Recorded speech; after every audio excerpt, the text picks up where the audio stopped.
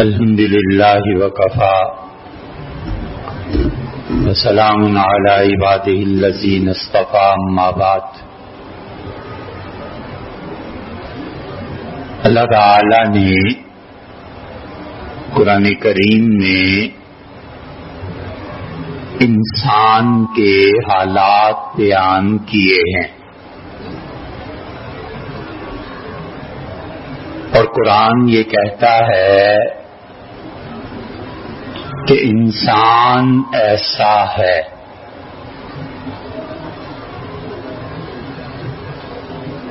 اور اللہ یہ دعوت دیتا ہے کہ انسان اپنے حالات پر غور کرے، کیٹیگرائز کرے اور یہ طے کرے کہ وہ کہاں کھڑا ہے۔ ایک تابعی تھے اور انہوں نے تلاوت شروع کی اور یہ فیصلہ کیا کہ اب کے جو قرآن پڑھوں گا تو بہت اور فکر اور تدبر کے ساتھ پڑھوں گا۔ اور جب اس آیت پہ پہنچے کہ وفیہ ذکرکم، اور اللہ نے اس قرآن میں تمہارا ذکر کیا ہے، تو انہوں نے قرآن بند کیا اور انہوں نے کہا اللہ اب اس نیت سے پڑھتا ہوں کہ آپ نے میرا ذکر کہاں کیا ہے، اور میں اس کو پڑھوں اور سمجھوں کہ میرے مالک نے میرے متعلق کیا الفاظ ارشاد فرمائے ہیں۔ چنانچہ انہوں نے قرآن پڑھنا شروع کیا، اور جب اہل جنت کے حالات پڑھے تو انہوں نے کہا اے رب یقیناً میں ایسا نہیں ہوں کہ تو نے جن لوگوں پر کرم فرمایا ہے میں اتنے بلند رتبے اور درجے تک پہنچ جاؤں۔ پھر انہوں نے اہل جہنم کے حالات پڑھے اور پڑھتے چلے گئے، اور انہوں نے کہا اے رب یہ یقیناً برے لوگ ہیں، میں جتنا بھی گناہگار ہوں مگر کافر نہیں ہوں اور ایسا بھی نہیں ہوں جیسے آپ نے ارشاد فرمایا۔ اور جب اس آیت پر پہنچے کہ ہمارے کچھ بندے ایسے ہیں جو نیکیاں بھی کرتے ہیں وَخَلَطُوا عَمَلًا سَيِّئًا، اور اس کے ساتھ ساتھ ان کے گناہ بھی ہیں، تو رونے لگے اور کہنے لگے اے رب میں ایسا ہی ہوں۔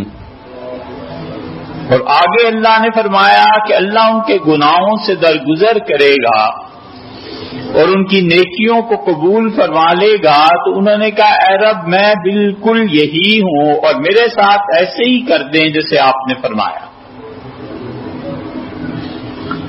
اس لیے انسان قرآن میں یہ پڑھے کہ اللہ نے انسان کو کیا کہا ہے۔ مثلا اللہ تعالیٰ فرماتے ہیں کہ وَالْعَصْرِ إِنَّ الْإِنسَانَ لَفِي خُسْرٍ، اور یقیناً انسان خسارے، ٹوٹے اور نقصان میں ہے، یعنی انسان نے نقصان اٹھایا۔ کیا ہم ایسے ہیں؟ اور پھر اللہ کہتا ہے کہ ان الانسان لربہ لکنود، اور بلا شبہ انسان اپنے پروردگار کا بڑا ہی ناشکرا واقع ہوا ہے۔ تو کیا ہم ایسے ہیں؟ ایک آدمی اللہ کی ایک چیز پر غور کرتا ہے اور شکایت کرتا ہے کہ یہ عذاب ہے، ہر وقت سر درد ہوتا ہے، کوئی کام نہیں ہوتا، اور اس کے مقابلے میں اللہ نے ہزاروں نعمتیں جو دی ہیں اس کا شکر ادا نہیں کرتا، یہ نہیں سوچتا کہ اللہ نے ایمان دیا ہے۔ اور اللہ تعالی نے بڑا احسان فرمایا ہے کہ حضرت رسالت پناہ صلی اللہ علیہ وسلم کی امت میں پیدا کیا ہے اور ان کے امتی ہونے کا بہت بڑا فائدہ یہ بھی ہے کہ آپ نے فرمایا کہ میری امت میں سے جو شخص کبیرہ گناہوں کے ساتھ مر گیا قیامت میں میری شفاعت اس کے کام آئے گی. تو کبیرہ گناہ کا آدمی اگر اس امت سے ہے تو اسے شفاعت سے حصہ ملے گا. نہیں سوچتا کہ اللہ تعالی نے ہاتھ پاؤں سلامت دیے اور اللہ نے سماعت، بصارت، زبان سب قوتوں کو قائم رکھا ہے. حضور صلی اللہ علیہ وسلم اللہ سے دعا مانگتے تھے اور عرض کرتے تھے کہ متعنا اللہم من اسماعنا و ابصارنا، اے پروردگار موت تک میری سنوائی اور سماعت کو قائم رکھ، میری بصارت اور نظر کو قائم رکھ. ومن قواتنا جميعا، اور اللہ میرے جسم میں جتنی بھی طاقتیں ہیں موت تک سب طاقتیں قائم رہیں. اللہ کا بہت بڑا انعام ہے کہ آدمی بغیر احتیاج کے دنیا سے چلا جائے. اللہ کہتا ہے ان الانسان لربہ لکنود، اور انسان یقیناً اپنے پروردگار کا بڑا ناشکرا ہے. وَإِنَّهُ عَلَىٰ ذَلِكَ لَشَهِيدٌ، اور اس پہ گواہ بھی ہے. اس سے پوچھو کہ کیا تم ناشکری نہیں کرتے؟ تو اگر انصاف سے کام لے تو کہتا ہے کہ اے رب بڑی ناشکری کرتا. اسی لیے حضرت رسالت پناہ صلی اللہ علیہ وسلم نے کہا کہ تم میں سے کوئی آدمی اپنی پیدائش کے دن سجدے میں پڑ جائے اور موت تک سر نہ اٹھائے تو قیامت میں اللہ کے سامنے جب پیش ہوگا تو اپنے اس عمل کو حقیر سمجھے گا کہ اللہ کچھ نہیں کیا. اللہ کے انعامات پر غور کرے. اللہ نے جانوروں میں پیدا نہیں کیا، انسانوں میں پیدا کیا، اور اللہ تعالی نے جوانی تک پہنچا دیا تاکہ اپنے اختیار سے اللہ کی تصدیق کرے اور اپنے اختیار سے اللہ کی نفی کرے، اپنے اختیار سے حضور صلی اللہ علیہ وسلم کو سچا کہے اور اپنے اختیار سے کہے کہ میں اللہ کے رسول کو نہیں مانتا والعیاذ باللہ. سیدنا علی رضی اللہ عنہ کسی نے پوچھا کہ امیر المومنین آپ کیا سمجھتے ہیں اگر بچپن میں انتقال ہو جاتا تو کیا اچھا تھا؟ فرمایا ہرگز. اس نے کہا جب آپ بڑے ہو گئے تو امتحان میں پڑ گئے. فرمایا یہی تو زندگی کا مزہ ہے کہ میں نے اپنے اختیار سے اللہ کو مانا ہے. میں نے حضرت رسالت پناہ صلی اللہ علیہ وسلم کی تصدیق، یہ تھوڑا سا اختیار جو اللہ نے دیا ہے میں نے اپنے اختیار سے تصدیق دی ہے، اور میں نے اپنے اختیار سے جنت اور جہنم کا اقرار کیا ہے، شعور کے ساتھ اقرار کیا ہے. یہ شعور کے ساتھ مذہب کو ماننا اور مسلمات کا اقرار کرنا سب سے بڑی نیکی ہے اللہ کے. اللہ کے کتنے انعامات. پھر اللہ تعالیٰ فرماتا ہے ان الانسان خلق علوا، ہم کس کو کام پر کھڑے ہیں؟ ہم اپنے آپ کو فکس کریں. اللہ فرماتے ہیں ان الانسان خلق علوا، اور بلا شبہ انسان پیدا کیا گیا ہے. بڑا اچھا ترجمہ حضرت شاہ عبد القادر صاحب محدث دہلوی رحمۃ اللہ علیہ نے کیا ہے، تھوڑ دلا. یہ تھوڑ دلا کا لفظ جو ہے نا اردو کا کمال کا لفظ. ایسا دل جو آمادہ بھی ہوتا ہے اچھا کام کرنے میں مگر حوصلہ نہیں پڑتا. نیکی کا کام ہے، 10 لاکھ خرچ کرنے پڑ جائیں گے. ایک اللہ کا نیک بندہ ہے جس کا دل مال کی محبت سے پاک ہے، کہتا ہے کوئی بات نہیں 10 اور 20 لگ جائیں، اللہ کی خوشی اس میں ہے. اور ایک ہے پیسہ ہے مگر ہمت نہیں پڑتی کہ کرے کیا.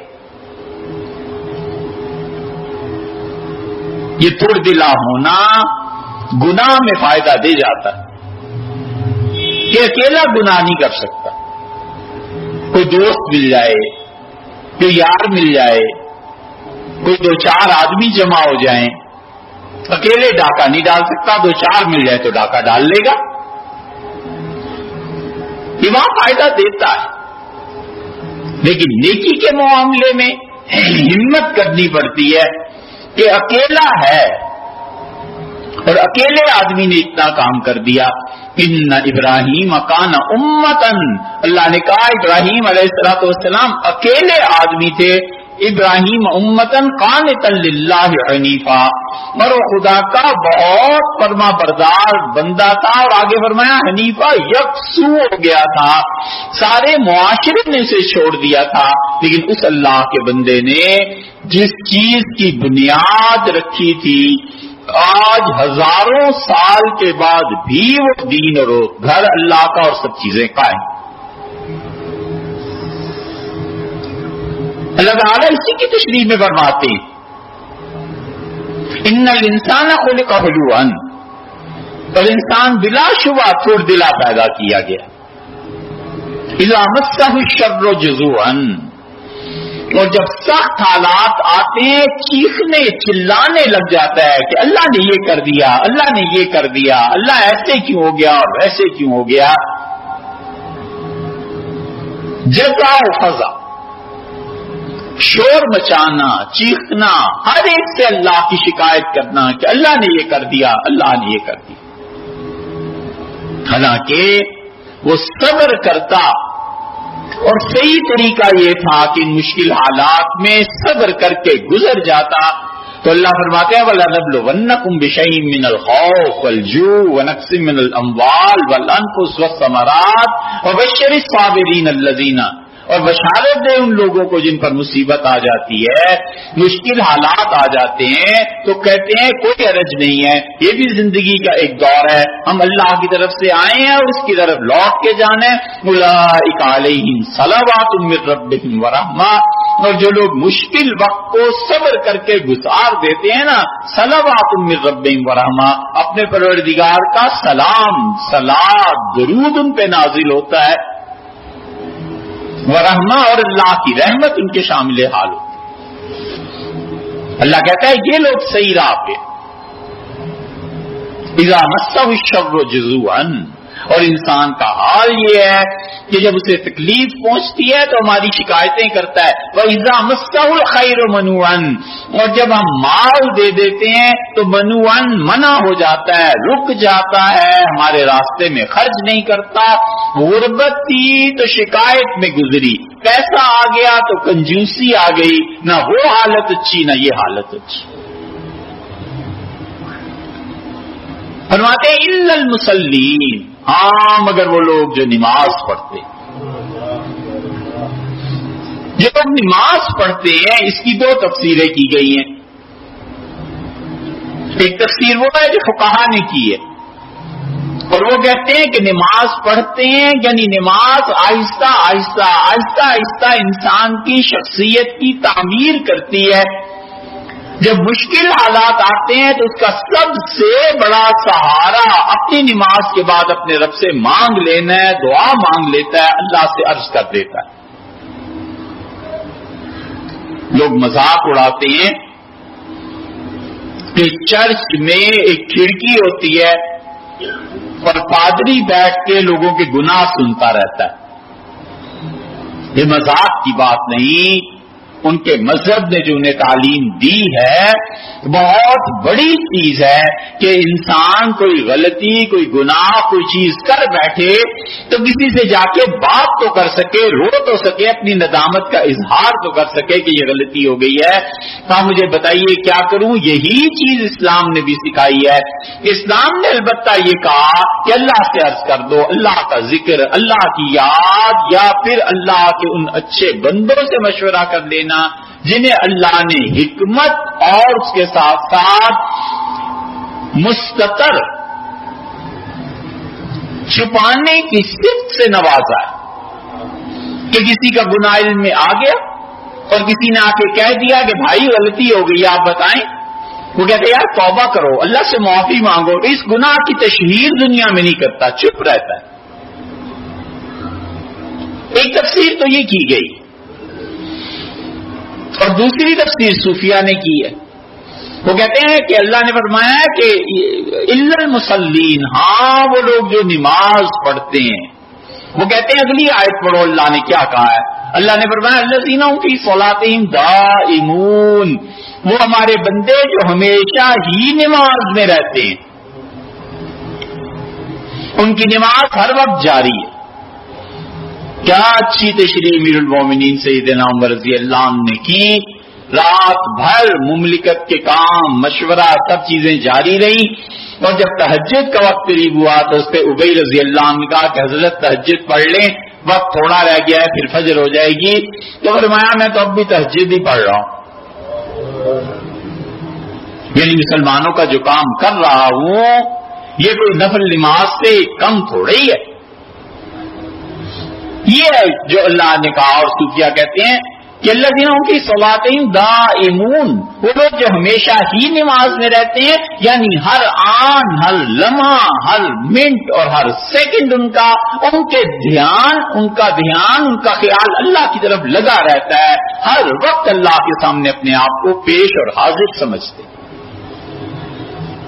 بہت بڑا مقام ہے کہ کسی آدمی کے ذہن کی توجہ اللہ کی طرف لگ جائے اور وہ یہ جانے کہ ہر لمحہ میں اللہ کے سامنے ہوں. نتیجہ یہ کہ وہ جتنی نیکیاں کرے گا دل سے گواہی دے گا کہ اللہ آپ کے لیے کر رہا ہوں، اللہ یہ مسجد ہے آپ کے لیے بنا رہا ہوں، اللہ یہ تعلیم ہے آپ کے لیے حاصل کر رہا ہوں، اللہ یہ غریب کی مدد کر رہا ہوں آپ کے لیے کر رہا ہوں. یہ جو دائماً آدمی کی توجہ اللہ کی طرف لگ جاتی ہے، انسان کو بہت سی نفسیاتی بیماریوں سے پناہ دے دیتی.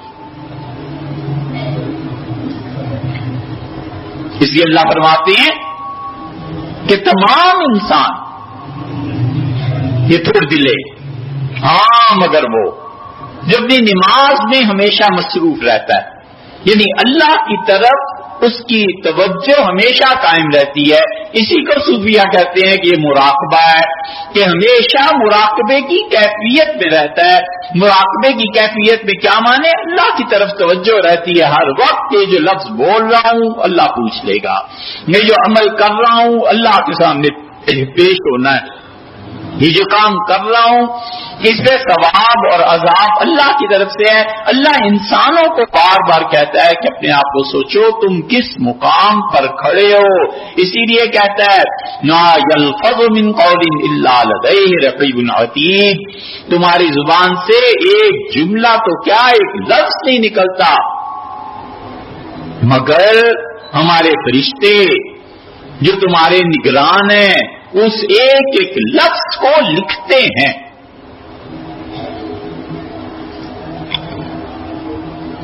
اسی لیے رسالت بنا صلی اللہ علیہ وسلم سے پوچھا گیا کہ اللہ کے رسول حضرت معاذ رضی اللہ عنہ دریافت کیا. وہ بات کرنے کو آسان سمجھتے تھے. عرض کیا اللہ کے رسول اس زبان کی وجہ سے بھی لوگوں کو عذاب ہوگا، تو آپ نے اپنی زبان مبارک پکڑ کے معاذ رضی اللہ عنہ سے کہا کہ معاذ جہنم میں اوندے منہ گرانے والی یہی بدبخت تو ہے، یہی نالائق تو ہے. اسی لیے شریعت تینوں چیزوں پہ پابندی لگاتی ہے. چہرے میں اللہ نے 3 قوتیں رکھی ہیں اور تینوں کو پابند کیا. نظر کو پابند کیا کہ خبردار جو کسی کو حقارت کی نظر سے دیکھا. نظر کو پابند کیا ہے کہ خبردار اپنے سے کسی آدمی کو کم تر سمجھا. اور اسی طرح پابند کیا اس بات کا کہ نظر کی حفاظت جہاں اللہ نے جس چیز سے روکا ہے رک جانا. اور چہرے میں دوسری چیز کان ہے. مسند احمد کی روایت میں آیا ہے حضور صلی اللہ علیہ وسلم فرمایا بچاؤ اپنے آپ کو تکلیف دہ باتیں سننے سے. آدمی اس ٹاپک کو ہی نہ چھیڑے جس کے جواب میں پتا ہو کہ کوئی تکلیف دہ بات سننی پڑے گی اور خام خواہ رات کی نیند خراب ہو جائے گی، خام خواہ اس شخص کے لیے دل سے بد دعا نکلے گی، بھی تمہیں ضرورت ہی کیا ہے آخر ایسے متنازع مسائل چھیڑنے کی جن مسائل میں اپنے موقف کے خلاف یا تو سننے کا پھر حوصلہ ہو، اور اگر حوصلہ نہیں ہے تو وہ چھیڑو۔ منع کیا رسول اللہ صلی اللہ علیہ وسلم نے کہ کانوں سے ایسی بات سن لی جائے جس بات کو اللہ نے منع کیا ہے۔ حضرت غلام علی صاحب رحمۃ اللہ علیہ دہلی خانقاہ میں اپنی صدی کے بڑے اکابر اولیاء کرام میں سے تھے اور روزہ رکھا ہوا تھا، خانقاہ میں حاضری ہوئی، تشریف لائے تو کسی نے کسی کی غیبت شروع کر دی۔ حضرت نے زور سے آواز دی اور فرمایا میرا روزہ ٹوٹ گیا، روزہ ٹوٹ گیا۔ کسی نے کہا حضرت کیا ہو گیا؟ مرید آئے کہ حضرت کیا ہو گیا، کیسے روزہ ٹوٹ گیا؟ آپ تو ماشاءاللہ روزے سے کچھ کھایا پیا نہیں، کوئی ایسی بات نہیں۔ فرمایا سنا نہیں ہے حضور صلی اللہ علیہ وسلم المستمع المغتاب، غیبت کو سننے والا بھی ایسے ہی ہے جیسا کرنے والا۔ فرمایا اس سے غیبت شروع کر دی، میں سنتا رہا، نہ اس کا رہا نہ میرا رہا، اس لیے منع کیا۔ اور چہرے میں تیسری چیز زبان ہے، اس کی بھی حفاظت کا ارشاد فرمایا۔ اسی لیے اللہ کہتا ہے کہ الا المصلین الذین هم فی صلاتهم دائمون، ہاں ہمارے وہ بندے جن کا دھیان ہر وقت میری طرف ہی رہتا ہے۔ تو انسان اپنے آپ کو کیٹاگرائز کرے کہ میں ان چیزوں میں کس جگہ پر کھڑا ہوں۔ اسی لیے رسول اللہ صلی اللہ علیہ وسلم پوچھا گیا اللہ کے رسول سب سے اچھا مومن کون؟ آپ نے فرمایا المسلم من سلم المسلمون من لسانہ ویدہ، مسلمان تو وہ ہے جس کے ہاتھ اور زبان سے مسلمان محفوظ رہیں۔ کائنات میں پہلا گناہ کون سا ہو؟ کبر کا، اور شیطان نے کہا کہ میں اچھا ہوں کیونکہ آگ سے پیدا ہوں۔ دوسرا گناہ کون سا ہوا؟ اللہ تعالیٰ فرماتے ہیں اس سے کپڑے اتروا دیے ان دونوں کے، اور جب اس حرکت سے گزر گئے اور اس درخت کو کھا لیا تو انہوں نے یہ جو جنس کا گناہ یا لغزش تھی اس کے بعد کا اے رب ہم سے نالائکی ہو گئی، اللہ اگر آپ معاف نہ فرمائے اور رحمت نہ کریں۔ اور تیسرا گناہ کون سا ہوا؟ سب سے پہلے کبر، پھر شہوت اور جنس، اور تیسرا گناہ غصہ۔ قال لأقتلنک، اس سے کہا میں یقیناً تمہیں قتل کر دوں گا، مار دوں گا جان سے۔ اس سے کہا اگر تم مجھے قتل بھی کر دو لئن بسطت یدک الی ما انا لئن بسطت یدک الی ما انا بباسط، اگر تم اپنا ہاتھ بڑھاؤ گے کہ مجھے قتل کر ڈالو میں ہرگز اپنے ہاتھ نہیں چلاؤں گا۔ اس لیے کہ وہ آدمی مومن تھا نا، اسے پتا تھا کہ میں مظلوم ہوں اور مظلوم کے ساتھ ہمیشہ اللہ کی مدد رہتی ہے۔ ظالم ہونے سے مظلوم ہو جانا بہرحال بہتر، ظالم ہونے سے مظلوم ہو جانا بہرحال اچھا ہے۔ ظالم ہونے سے مظلوم بن جانا اللہ کے ہاں نصرت اور اللہ کے ہاں درگزر اور معافی، اللہ اس کو جیسے بھی چاہے پھر اجر دے دیتا ہے۔ اس لیے اپنے چہرے کی ان تینوں چیزوں کی حفاظت ایسے کرے جیسے اپنے چہرے کی جلد کی حفاظت کرتا ہے اور جیسے اپنے چہرے کو بچاتا ہے کسی چیز سے۔